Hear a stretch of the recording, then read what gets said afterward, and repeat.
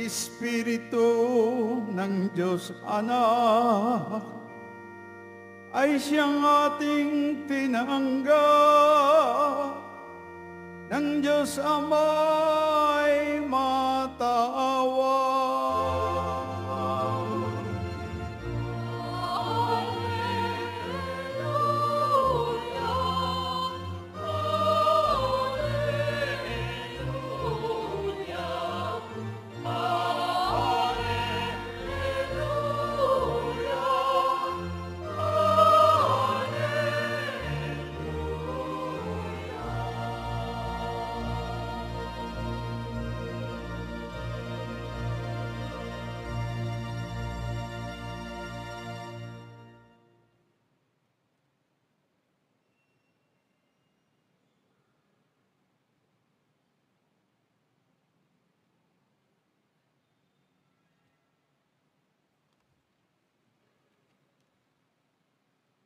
Sumainyo ang Panginoon. At sumaiyo rin. Ang mabuting balita ng Panginoon ayon kay San Mateo.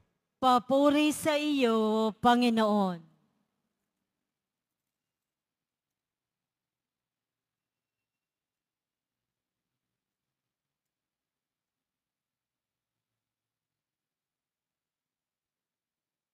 Noong panahong iyon, sinabi ni Jesus sa kanyang mga alagad, "Sa pananalangin ninyo'y huwag kayong gagamit ng napakaraming salita gaya ng ginagawa ng mga hentil. Ang akala nila'y pakikinggan sila ng Diyos dahil sa dami ng kanilang salita. Huwag ninyo silang tularan, sapagkat alam na ng inyong Ama ang inyong kinakailangan bago pa ninyo hingin sa Kanya. Ganito kayo mananalangin. Ama naming nasa langit, sambahin nawa ang pangalan mo. Ikaw nawa ang maghari sa amin. Sundin nawa ang iyong kalooban dito sa lupa tulad ng sa langit. Bigyan mo kami ng pagkaing kailangan namin sa araw na ito at patawarin mo kami sa aming mga kasalanan tulad ng aming pagpapatawad sa mga nagkakasala sa amin. At huwag mo kaming iharap sa mahigpit na pagsubok, kundi ilayo mo kami sa masama, sapagkat iyo ang kaharian at ang kapangyarihan at ang kapurihan, magpakailanman. Amen. Sapagkat kung pinatatawad ninyo ang mga nagkakasala sa inyo, patatawarin din kayo ng inyong Amang nasa langit. Ngunit kung hindi ninyo pinatatawad ang mga nagkakasala sa inyo, hindi rin kayo patatawarin ng inyong Ama. Ang mabuting balita ng Panginoon. Pinupuri ka namin, Panginoong Hesukristo. Magsiupo mo na ang lahat.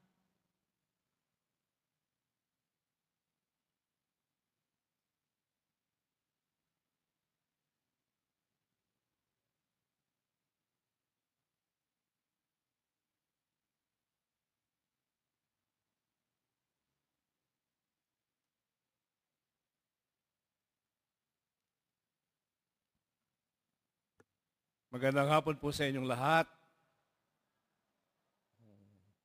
Tayo ay nasa ikalimang araw ng ating paghahanda para sa kapistahan ni San Juan Bautista. At sa ating po ebanghelyo, bagamat hindi binanggit ang kanyang pangalan, ito po ay napapaloob din sa ebanghelyo na may lumapit kay Jesus na disipulo.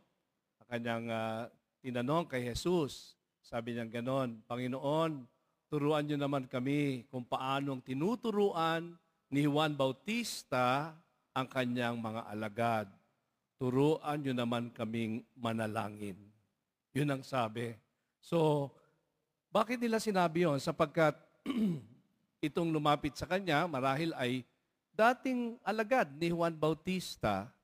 Kaya nga nasusulat sa Ebanghelyo ayon kay San Juan, noong dumaan ang ating Panginoong Jesucristo, sinabi ni Juan Bautista, "Nariyan ang kordero ng Diyos," sabi niyang ganon. At pagkatapos, ang ilan sa kanyang mga alagad, dahil naunawaan nila ang kahulugan nito, ay sumunod sa ating Panginoong Jesucristo. At lumingon ng ating Panginoon at ang sabi, anong hinahanap ninyo? Sabi ng Panginoon ng gano'n, ano? At pagkatapos sila ay sumunod na sa Kanya. No? Kaya, sinabi ng ating Panginoon ang panalangin na ito. And this is what we call the Lord's Prayer. Sa English, Our Father, sa atin ay Ama namin. Ang ating pong tema sa ating banal na pagdiriwang ay San Juan Bautista, ang bumubuo ng pamayanan at naghahatid ng pag-asa. Actually, ang ating pong panalangin na sinasambit na Ama namin ay isang pagbubuo at isa ring badya ng pag-asa. Kaya nga yung mga unang salita, Ama namin, sumasalangit ka, sambahin ang ngalan mo, mapasamin ang kaharian mo, sundin ang loob mo, hindi lamang ito pagkilala sa kapangyarihan at walhati ng Diyos, kundi ito ay ating pagkilala sa pag-ibig ng Diyos sa atin at sa Kanyang nais at pangarap na tayo ay mabuo. Kaya nga, ang layunin ng ating Panginoon, ang Kanyang gusto, ang nais, kung baga ang Kanyang will, ay tayo ay mabuo. Binanggit ito ng ating Panginoon Jesucristo nung sinabi niyang, hindi ninanais ng Ama na sino mang ibigay niya sa akin ay mawala. Kaya, nais ng Panginoon na tayo mabuo. Sa mga panalangin iyon, sa pagsunod natin sa kalooban ng Diyos, na kalooban na tayo ay maging isa. Kaya nga rin binanggit ng ating Panginoong Jesucristo sa chapter 17 of St. John, isang panalangin na napakahaba, which we call the high priestly prayer of our Lord Jesus Christ, ay anong sabi niya? Sa buod, Ama, nawa sila ay maging isa kung paanong ikaw at ako ay iisa. Pagbubuo. No? Ito. At sa ikalawang bahagi, bigyan mo kami ng aming kakanin sa araw at patawarin mo kami sa aming mga sala para ng pagpapatawad namin sa nagkakasala sa amin. At huwag mo kami ipantulot sa tukso at yadya mo kami sa lahat ng masama, ay bahagi na nagpapahayag ng pag-asa. Pag-asa sa probisyon ng ating Panginoon na hindi tayo pababayaan. Hindi lamang sa spiritual, kundi sa material na pangangailangan natin araw-araw. At gayon din, umaasa tayo sa Kanyang dagat ng awa na hindi natin malirip na nag-uumapaw at umaagos para sa ating kaligtasan. Kaligtasan na hinihiling natin na ilayo tayo sa lahat ng masama hanggang sa tayo ay makabalik sa ating Ama. Bago pa man ituro ito ng ating Panginoong Jesucristo, ang diwa ng pagbubuo at pagbibigay ng pag-asa ay naisabuhay na ni San Juan Bautista. Naisabuhay na. Bakit po? Naisabuhay na ito ni San Juan Bautista sapagkat ang pag-asa ay binigay sa atin sa pamamagitan ni Juan Bautista noong siya ay lumitaw na. Lumitaw na siya. Dahil siya ang katugunan na na siyang mauuna upang ipahayag na ang Mesiyas ay kasama na natin. Siya ang tinig na sumisigaw sa ilang na ihanda ang daraanan ng Panginoon. Kaya ito ay isang gawaing pag-asa na ibinigay ni Juan na kung saan ang Diyos mismo ang nagbigay sa atin ang diwa ng pag-asa kay San Juan. At lalo't higit na ang pag-asang ito ay nabuhay at nabuo noong ipahayag na niya si Jesus matapos na si Jesus ay binyagan sa Ilog Jordan. Anong sabi niya in John chapter 1 verse 29? Behold the Lamb of God who takes away the sins of the world. Pinakilala na niya ang kordero ng Diyos na nag-aalis ng sala ng sanlibutan at magbibigay sa atin ng pag-asa sapagkat si Jesus ang katugunan ng kaligtasan at katubusan natin. Gayun din, si Juan Bautista ay nabuhay bilang isang pag-asa sa ating Panginoong Diyos. Bakit? Nung kanyang bigkasin ang mga salitang, I will decrease that He may increase. Yun. Hindi niya sinapawan ng Panginoon. Bakit? Sapagkat alam niya ng lahat ng biyaya at pagpapala ay nagmumula sa ating Panginoong Diyos. At sa pagsasabi niya ng mga salitang iyon, ay nagdudulot siya ng pag-asa sa ating lahat. Gayun din, hindi lamang ito pag-asa na parang hanggang nabubuhay, hindi. Ang pag-asang ito ay inilaban niya hanggang sa kamatayan. Bakit? Sapagkat umasa siya na ang mabuti kailanman ay hindi magagapi ng masama. Ang liwanag ay hindi matatabunan ng kadiliman. Nung ipaglaban niya na ang mali ay mali, hindi siya natakot sa kamatayan. Kaya nga siya pinugutan ng ulo, hindi po ba, ni Haring Herodes? Dahil pinansin niya si Haring Herodes at sinabi niyang, hindi tama at masama ang yung ginagawa ng asawa ng iyong kapatid ay yung kinakasama. Yan. Pinaglaban niya yon hanggang sa kamatayan. Dahil yung babae, si Herodias, hindi niya matagalan ang katotohanan ng kasamaan ng kanyang ginagawa. Kaya para siya patahimikin, anong sabi nung nagsayaw ang kanyang anak at natuwa si Herodes, ang hiniling nila ang ulo ni Juan Bautista. Sa kamatayan, hindi siya nawala ng pag-asa sapagkat alam niya ang Diyos kailanman ay hindi magagapi ni numan. At ang Diyos ang magbibigay at pagpapala sa kanya ng buhay na walang hanggan. Ito ang pag-asa na dulot sa atin ni San Juan Bautista. At anong pagbubuo ang kanyang ginawa para sa atin? Ginawa niya ang pagbubuo sa pamamagitan ng pagtawag ng pagbabalik loob sa ating Panginoon at pagsasariwa ng pananampalataya. Siya ay nagpunta sa lahat ng rehiyon ng Jordan, ng Judea, no? At ipinapahayag niya ang bautismo ng pagsisisi ng kasalanan. At sa pamagitan nito, binuo niya ang bayan, inihanda niya ang bayan na tatanggap sa ating Panginoong Hesukristo. Inakay niya ang mga tao sa pagbabalik loob sa Diyos. Ito ang uri ng pagbubuo na ginawa ng ating banal na San Juan Bautista. Kaya nga nasusulat din sa Ebanghelyo, may mga taong pumunta sa kanya, no? Tatlong uri, ang balana, no? Ang tax collectors, at ang militar. Anong tanong? Ano po ang dapat naming gawin ngayong kami ay nagpabautismo na ng pagsisisi ng kasalanan? Pagbabagong buhay, yun ang sinasabi sa atin ni San Juan Bautista. Pagbabagong buhay. Kaya nga po sa ating paglapit dito, sa ating pananalangin, sa ating paglapit sa banal na kumpisal, hindi po natatapos doon. Meron tayong tinatawag na resolution. Meron tayong tinatawag na resolve na na pipilitin natin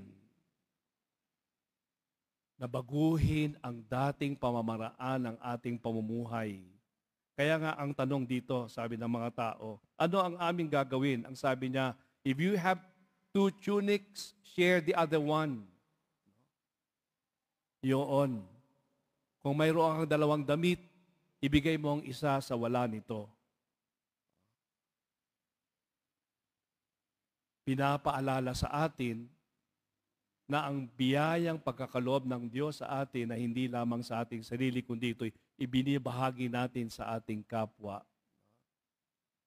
Yan ang nais ng Diyos, pinahayag ni San Juan Bautista. Huwag madamot, huwag sakim, magbahagi, magbigay. At hindi lamang ito sa material na bagay. Hindi lamang ito sa material na bagay. Dahil nga ang kanyang bautismo ay bautismo ng pagsisisi ng kasalanan, ibig sabihin, kung ating tinatanggap ang biyaya ng Diyos ng kanyang habag at awa, ito'y hinihingi rin sa atin. We are being challenged na ito ay maibahagi din natin sa ating kapwa. Sabi niya, magbigay hindi lamang ng damit, kundi pati pagkain. Sa tax collectors, no? Parang ito yung mga naglilingkod, no, sa bayan, no, public servants. Anong sabi? Stop collecting what is prescribed more than what is prescribed. No? Ibig sabihin, huwag niyong abusuhin ang sino mang nasa inyong ilalim o mas mababa sa inyo o yung tinatawag nating inyong nasasakupan.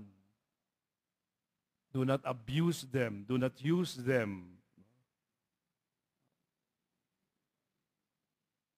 Pagkatapos lumapit sa kanya ang mga soldiers. Anong sabi? Do not practice extortion. Do not falsely accuse anyone. And be satisfied with what you receive. Dami sinabi, no? 3. Huwag mag-extort.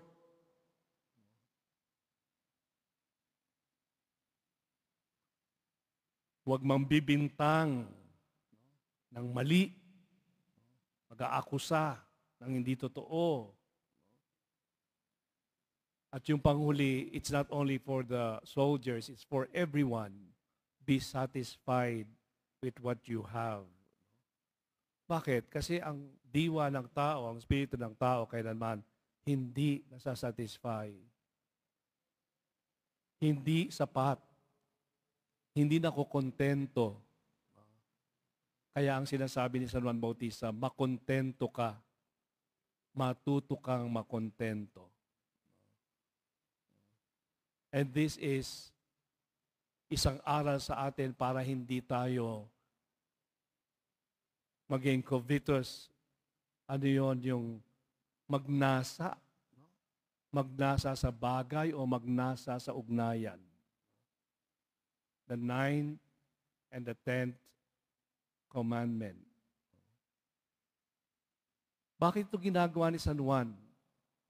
Ginagawa ito ni San Juan sapagkat kung walang pagkilala sa pagkakamali, walang pagtanggap nito, walang pagsisisi, no, walang paghingi ng tawad, at walang resolusyon para baguhin ang dating gawi, hindi po tayo mabubuo. Tandaan po natin yan. Personally, sa ating sarili, sabog tayo.